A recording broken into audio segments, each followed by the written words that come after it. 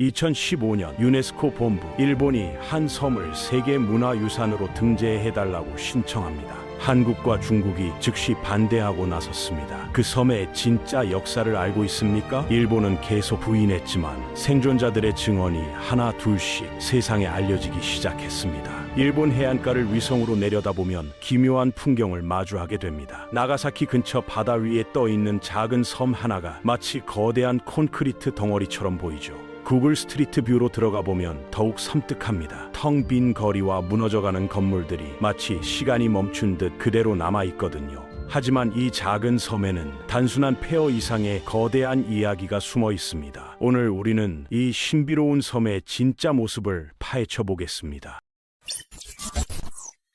이곳의 이름은 하시마, 사람들이 구남도라고 부르는 곳입니다. 처음 이 섬에 관심을 갖게 된 건 단순히 폐허의 아름다움 때문이 아니었어요. 이 섬이 일본이라는 나라 전체의 변화를 고스란히 보여주는 축소판 같다는 생각이 들었거든요. 1800년대 말 일본은 농업 중심 사회에서 산업 강국으로 급격하게 변모했습니다. 철도가 놓이고 공장이 들어서며 조선소가 건설되는 과정에서 막대한 에너지가 필요했죠. 바로 이때 하시마를 비롯한 전국 곳곳에 새로운 탄광들이 문을 열기 시작했습니다. 1800년대에 이 험준한 바위섬 아래 해저에서 양질의 석탄이 발견됐고 급성장하던 미쓰비시 회사가 재빨리 섬 전체를 매입했거든요. 일본의 석탄 생산량 증가는 정말 놀라웠습니다. 1874년 20만 8천 톤에 불과했던 생산량이 1890년에는 무려 300만 톤으로 뛰어올랐어요. 1919년에는 3100만 톤이라는 엄청난 수치를 기록했죠. 하시마도 이런 석탄 붐의 한가운데 있었습니다. 광산이 번성하면서 더 많은 작업자와 시설이 필요해졌어요. 미쓰비시는 독창적인 해결책을 내놨습니다. 석탄 채굴 과정에서 나오는 폐석과 슬래그를 이용해 섬의 면적을 인위적으로 늘리기 시작한 거죠. 매립으로 만든 연약한 땅을 보호하기 위해 섬 둘레에 두꺼운 콘크리트 방벽을 쌓았습니다. 이 방벽은 거센 태풍과 폭풍으로부터 섬을 지켜주는 역할을 했어요. 하지만 나중에 이 방벽이 완전히 다른 의미를 갖게 된다는 걸 아무도 상상하지 못했죠. 새로 만들어진 공간은 주로 채굴 장비와 시설 설치에 활용됐고 원래 섬의 바위가 많은 북쪽 지역에는 사람들이 살 수 있는 주거 공간을 마련했습니다.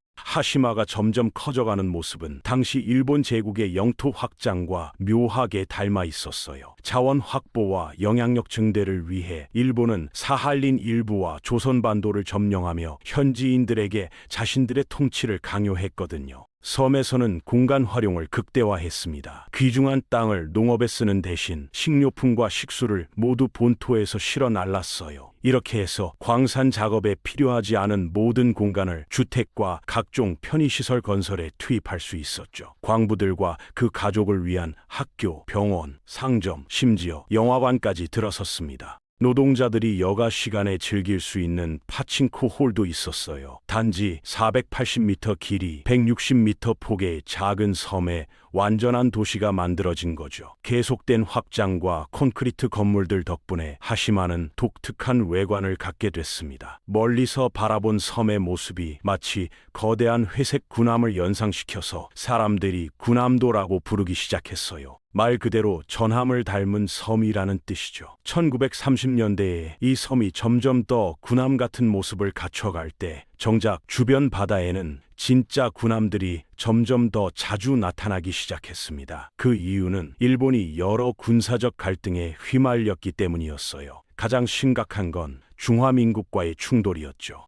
1931년 만주 침입에 이어 1937년에는 본격적인 중국 침략이 시작되면서 제2차 중일전쟁이 발발했습니다. 이 갈등은 나중에 더 큰 규모의 제2차 세계대전의 일부가 됐어요. 이 시기 석탄 수요는 사상 최고치를 기록했고 하시마는 1941년 최대 생산량인 41톤의 석탄을 뽑아냈습니다. 하시마를 운영하던 미쓰비시는 석탄뿐만 아니라 이 석탄으로 움직이는 군함과 전쟁에 필요한 항공기, 각종 무기도 제조하고 있었어요. 끊임없는 팽창을 통해 일본 제국은 아시아에서 막강한 지배력을 확보했지만 이런 확장에는 엄청난 대가가 따랐습니다. 이 이야기의 결말은 모두가 알고 있죠. 1945년 8월 6일 히로시마에 첫 번째 원자폭탄이 떨어졌고 3일 뒤에는 두 번째 폭탄의 목표가 바로 하시마 근처의 나가사키였습니다. 폭탄 투하 직후 하시마의 노동자들이 현장으로 가서 잔해 정리 작업을 도왔다고 해요. 또 한 번 하시마가 일본 역사의 중요한 순간과 깊이 연결된 거죠.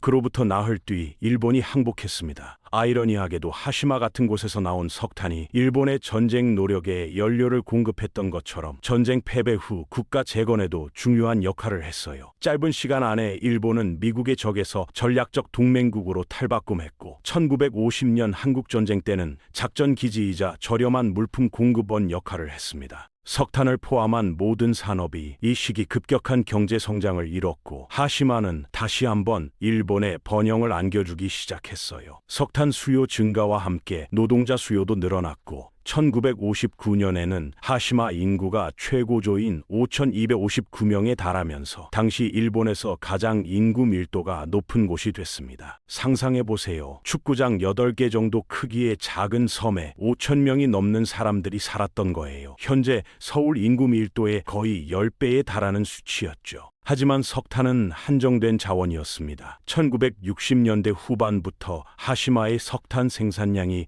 눈에 띄게 줄어들기 시작했어요. 1970년대가 되자 하시마의 광산이 고갈되기 시작했고 거의 동시에 석유가 석탄을 밀어내며 주요 에너지원으로 자리 잡았어요. 결국 미쓰비시는 1974년 1월 광산 폐쇄를 발표했고 모든 주민과 노동자들이 단 3개월 안에 섬을 떠나야 한다고 통보했습니다. 1974년 4월 마지막 배가 하시마를 떠났어요. 수십 년간 번성했던 도시가 하루아침에 완전히 비워진 거죠. 그 이후 하시마는 수십 년간 출입 금지 구역으로 방치됐습니다. 미쓰비시가 여전히 땅을 소유하고 있었지만 건물 관리에는 관심이 없었고 시설들은 서서히 무너지고 썩어갔어요. 한때 활기찼던 공간이 유령 도시로 변하면서 폐허 탐험가들과 다크 투어리즘 애호가들의 관심을 끌기 시작했죠. 출입이 금지됐음에도 불구하고 모험가들은 무너져가는 건물들을 구경하려고 몰래 섬으로 들어가는 방법을 찾아냈습니다. 바다를 건너는 것 자체가 위험했고 섬에 들어가서도 언제 무너질지 모르는 건물들 때문에 항상 사고 위험이 있었어요. 2009년 일본 정부가 방침을 바꿔 이 섬을 관광객에게 다시 개방하기로 했어요. 공식 허가를 받은 관광그룹만 섬에 발을 디딜 수 있게 했죠. 이를 위해 섬의 안전한 부분에 새로운 부두와 튼튼한 통로를 설치했습니다. 관광선이 정박해서 섬 곳곳을 둘러볼 수 있게 된 거예요. 하시마는 관광지로서 다시 한번 일본 경제에 기여하기 시작했습니다. 연간 수만 명의 관광객들이 이 신비로운 폐허를 구경하기 위해 찾아오기 시작했어요. 공식 재개방과 함께 아마도 더 많은 관광객 유치를 위해 일본은 하시마를 유네스코 세계문화유산으로 등록해달라고 신청했어요. 유네스코가 이 지위를 부여하면 공인된 랜드마크로서 법적 보호를 받을 수 있거든요. 처음에는 모든 것이 순조롭게 진행되는 것 같았습니다. 그런데 최종 결정을 앞두고 한국, 북한, 중국이 모두 강하게 반대하고 나섰어요. 왜 이 나라들이 작은 일본 섬의 석탄 광산에 그렇게 관심을 보일까요? 답은 하시마의 진짜 역사에 있습니다. 일본이 계속 부정하고 숨기려 했던 바로 그 역사 말이에요. 지금까지 우리가 들은 이야기는 정확했지만 완전하지는 않았어요. 사실 하시마는 단순한 석탄 광산이 아니라 사실상 감옥이었거든요. 일본이 아시아 전역으로 제국을 확장하면서 석탄 수요만 늘어난 게 아니라 군인 수요도 급증했습니다. 일본과 조선의 남성들이 제국군에 징집되면서 산업 현장에 심각한 인력 부족이 생겼어요. 이 공백을 메우기 위해 조선에서 온 남성과 소년들이 미쓰비시 같은 회사에서 강제로 일하게 됐습니다. 일본이 중국을 계속 침략하면서 중국인 전쟁 포로들도 하시마를 포함한 많은 산업시설에서 강제 노동에 동원됐어요. 강제 노역자들의 상황은 정말 끔찍했습니다. 하시마 생존자 중 한 명인 서정우 씨가 당시의 처참한 현실을 증언했어요. 14살 때 마을에서 강제로 끌려온 정우 씨는 배가 하시마에 가까워졌을 때 섬을 둘러싼 콘크리트 방벽이 포로들을 가두는 감옥벽처럼 보였다고 말했습니다. 애 7명의 다른 강제 노역자들과 함께 좁은 숙소에 수용됐어요. 일본인 노동자들과는 완전히 분리된 열악한 환경이었죠. 광산 내부 작업은 극도로 힘들었습니다. 온도가 섭씨 37도까지 올라가고 습도도 매우 높았어요. 지하 공간이 지상만큼이나 협소해서 작업자들은 12시간 교대 근무 대부분을 웅크리고 기어다니며 해야 했죠. 사고는 일상다반사였습니다. 안전 기준이 거의 없다시피 해서 매일 낙석에 깔려 다치거나 죽을 위험이 있었어요. 식사도 제대로 주어지지 않았습니다. 하루에 쌀 한 공기와 묽은 국 정도가 전부였고 영양실조로 쓰러지는 사람들이 속출했어요. 정우 씨는 하시마에서의 지옥 같은 시절을 견뎌냈지만 수백 명의 한국인과 중국인 포로 중 상당수는 살아남지 못했습니다. 일본 정부는 지금까지도 이 섬의 어두운 과거를 감추려 하고 있어요. 많은 생존자들은 섬에 갇혀 지내는 동안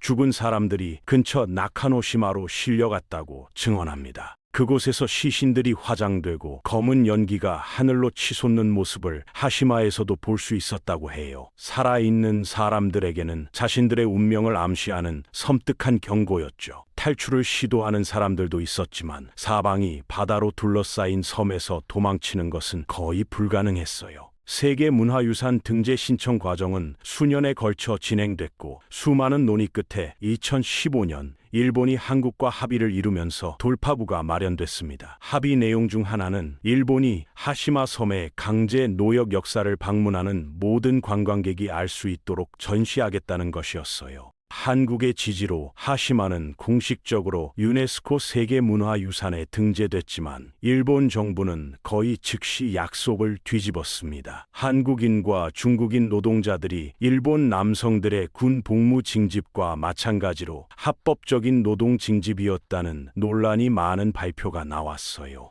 극심한 반발에 직면한 후에야 2023년이 되어서 추가 설명을 위한 몇 가지 작은 조치들이 취해졌습니다. 일본 산업유산정보센터에 하시마에 대한 작은 전시가 있는데 QR코드를 스캔하면 2015년 유네스코 위원회 토론 영상을 볼 수 있어요. 당시 일본 대사가 하시마 같은 곳에서 강제 노동이 있었다는 사실을 인정하는 발언을 했거든요. 지금까지도 하시마가 어떻게 기억될 것인가 하는 문제는 논란이 계속되고 있어요. 한국과 일본은 피로 얼룩진 과거를 고려하면 비교적 안정적인 관계를 유지하고 있지만 하시마 같은 장소들은 모든 상처가 완전히 아물지 않았음을 보여주고 있습니다. 이 섬이 우리가 과거를 어떻게 바라보는가에 대한 흥미로운 사례라고 생각합니다. 역사를 이야기할 때 우리는 종종 거대한 스케일로 접근하죠. 확장하는 제국, 권력의 이동, 벌어지고 끝나는 전쟁을 보여주는 지도들 말이에요. 하지만 이런 관점은 우리가 매일 살아가는 곳곳에